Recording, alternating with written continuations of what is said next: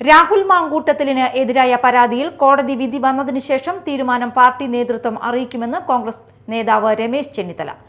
ഞങ്ങൾക്ക് ആരെയും സംരക്ഷിക്കേണ്ട കാര്യമില്ലെന്നും രമേശ് ചെന്നിത്തല പറഞ്ഞു.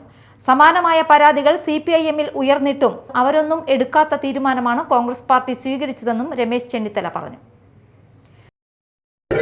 ഇപ്പോൾ രാഹുൽ മാങ്കൂട്ടത്തിൻ്റെ ബന്ധപ്പെട്ട വേറെ ചില പരാതികളുണ്ട്. അദ്ദേഹത്തിൻ്റെ മുൻകൂർ ജാമ്യവുമായി ബന്ധപ്പെട്ട കേസ് കോടതി എന്ന് വിധി പറയുന്നുണ്ട്. ഞങ്ങൾക്ക് ആരെയും സംരക്ഷിക്കേണ്ടത്. ഈ വിഷയത്തിൽ എൻ്റെ നിലപാട് തുടക്കം മുതൽ എന്താണെന്ന് കേരളത്തിലെ ബാധ്യത.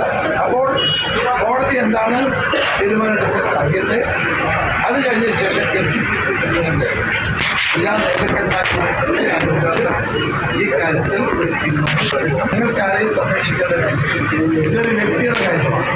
ഇത് വ്യക്തിപരമായ ജനത്തിൻ്റെ കാര്യമാണ്. അതുകൊണ്ട് തന്നെ ഇത്രയും നടപടികൾ